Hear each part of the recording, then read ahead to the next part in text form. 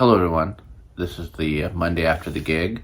I was going to have another video ready by now, but I just didn't have time. So here it is Monday and I'm filming this real quick to put it up. Basically the gig went well. The time change happened. So yesterday I was put into a coma. I got home about, well, it was 2, but it instantly turned to 3. And then I didn't get to bed till pretty much 4. And then I woke up the next morning and zombie mode all day, and then today I'm technically waking up an hour earlier than I normally do because of the time change. Everyone has to go through it pretty much unless you live in Arizona, but yeah, for the first day or two it's a little off-putting. That's why I'm filming the video today when it's supposed to come out instead of, you know, I usually I try to get it done earlier in the week, and then a lot of times I procrastinate and then I'm, you know, on the weekend rushing through it. But with the gig and everything, I didn't even do that. And here I am Monday.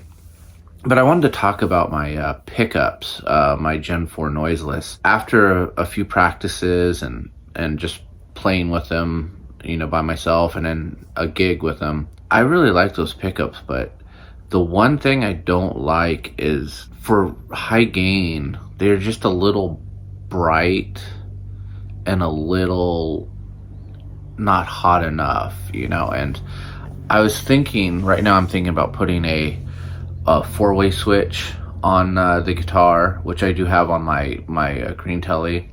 And the thing about that is, right now I put it on the bridge pickup when I'm doing, you know, distortion, and I roll my tone down a little bit.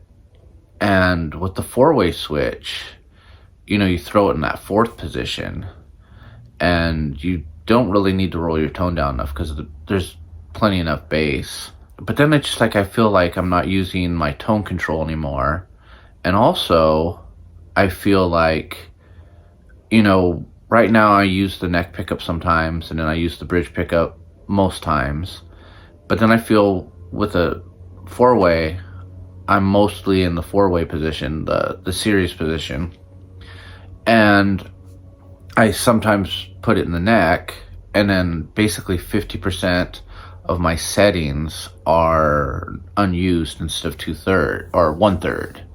So, and I really want to start using that 1/3, but I feel like if I put a 4-way switch in, I'll always be in the series position and never use the bridge position. And I really like the bridge position. So I'm thinking of putting a boost on my board to get it a little bit more heat, and bridging the channels on my Bassman to kind of get a little bit more EQ options, because it just, at the gig, it really hit me how bright it sounded, and I kept rolling my tone knob down more and more, and I turned the treble on the Bassman down even lower than I normally have it, and then the distortion just kind of sounded a little thin. And I mean, it could have just been from where I was standing. Someone filmed the gig, hopefully I can get to see it and see how I actually sounded. But I think I'm going to be adding another tube screamer to my board, and, you know, just permanently boosting it. And then, yeah, like I said before, bridging the channels in the Bassman, using the bass channel to add some more low end. There's a deep switch on it, maybe that'll help. Just doing what I can before I have to add a 4-way switch, because I just feel like I love the whole 3-way. I love having 3 good options, and the only reason I have a 4-way switch on my green telly is just so I can have that tonal option. I might do a video on how that compares to like a humbucker and a regular bridge eventually, but I'm still trying to catch up. I still haven't done my Texas Specials versus Gen 4 video yet, and I hopefully will get that filmed this week. Anyway, this is me just checking in. Next week, there'll be another video, and I hope you have a good one.